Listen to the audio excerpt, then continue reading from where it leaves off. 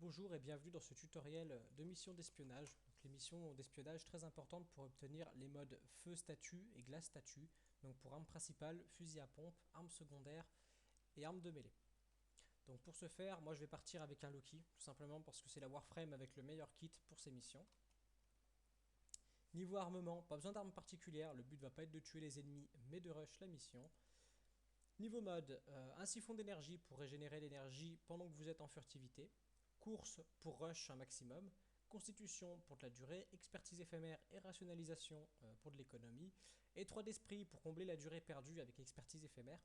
La longe qui va être pratique parfois pour mettre le clone, se téléporter dessus et ainsi esquiver la plupart des lasers. Redirection qui n'est pas obligatoire mais je la mets, ça donne toujours un peu de résistance à votre Warframe au cas où si vous prenez un tir. Et continuité tout simplement pour toujours plus de durée. Donc voilà pour la présentation, on va aller faire la mission SAO sur Neptune. Donc qui est une mission d'espionnage corpus, à savoir que les missions d'espionnage corpus sont quand même plus faciles que les greeners de mon point de vue.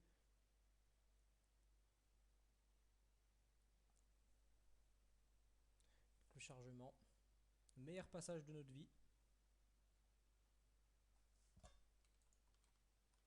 On passe la cinématique. Donc là le but ça va être de rester en furtif tout le long et de rush les points. Donc là on part pour le point A. Si vous avez jamais fait vraiment d'espionnage avant, donc le but est simple, hein, c'est de décoder un maximum de points de piratage en fait pour récolter les données. Sachant qu'à chaque fois que vous allez récolter les données, vous allez avoir un objet en plus à la fin de la mission. Pour ces modes là, si ça n'a pas changé, il faut avoir les 3 décodages pour en obtenir un. Donc il faut quand même maîtriser un peu le domaine. Donc on décode. Vous voyez là, la portée a été très utile pour ce que je viens de faire.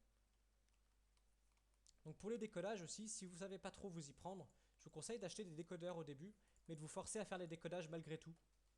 Histoire que vous vous habituez et que vous n'ayez pas besoin à chaque fois de faire des décodeurs, parce que c'est plutôt coûteux comme ressource. Et le plan pour en faire 10 par 10 coûte 250 000 il me semble. Donc c'est quand même vachement cher. Donc avec la configuration que j'ai mis, vous pouvez voir que je perds pas énormément d'énergie sur ma furtivité, voire pas du tout. Ça me permet de toujours pouvoir me mettre en furtif et d'avoir aucun problème. Bon, ça c'est pas très roleplay ce que je fais. Parce que des choses qui explosent en général, ça déclenche les alertes. Non, mon ascenseur. Mon point B, toujours. Alors ici, il va falloir que vous regardez la vitesse où je vais. Parce que faut pas attendre ici. Donc, vous attendez que le premier laser passe. Vous passez. Hop, vous mettez ici. Vous attendez que ce laser là repasse. Et vous foncez. Et vous sautez dans la trappe ici. Vous montez. Vous détruisez la caméra. Vous retournez dans le conduit ici. Vous attendez que les lasers aillent au fond. Et vous descendez. Ensuite vous décodez.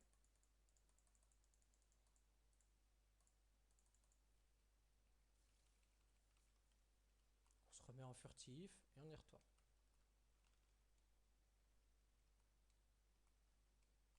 Pour faire le dernier point, le point C. Donc vous voyez, je perds pas mon temps à tirer sur les ennemis. C'est vraiment pas nécessaire et c'est vraiment pas ce qu'on recherche. Le tout c'est de foncer et de le faire le plus vite possible pour pouvoir obtenir vos modes rapidement. Donc au début, si vous êtes débutant, vous la ferez pas avec la même facilité. Prenez un peu plus votre temps histoire d'obtenir des repères. Et ensuite vous pourrez enchaîner. Parlons de repères, je vais attendre. Il reste 2 secondes à ma furtivité. Techniquement ici on peut se faire repérer, c'est pas un problème. Faut juste pas que vous vous fassiez repérer dans la salle où je vais rentrer maintenant. Mais bon, si vous faites repérer avant que vous attirez des monstres et qu'on tombe sur la salle où il faut mettre un double, ça va vite être contraignant. Donc on va défoncer la caméra. Il me reste 2 secondes, donc j'attends. Furtivité. Donc ici, elle est très simple celle-là. On attend que le laser s'enlève. On tue les ennemis. On détruit la caméra. On fonce dans la bouche d'aération qui est ici. On monte là. Et on décode.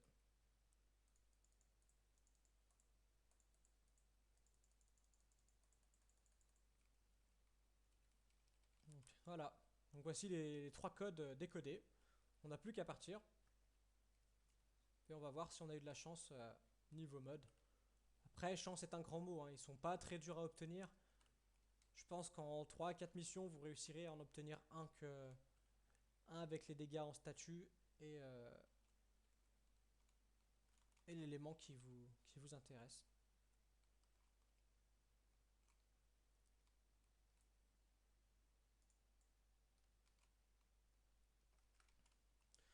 Donc on rush l'extraction et on regarde le butin. Donc vous voyez, regardez à la fin de la mission mon énergie. Donc je suis à 145 d'énergie. Donc j'ai même gagné de l'énergie au fur et à mesure de la mission. Alors que je n'ai pas utilisé que la furtivité, hein. J'ai utilisé mes clones, j'ai utilisé ma téléportation. Donc voilà, fin de mission, les récompenses. Donc voilà, calcination.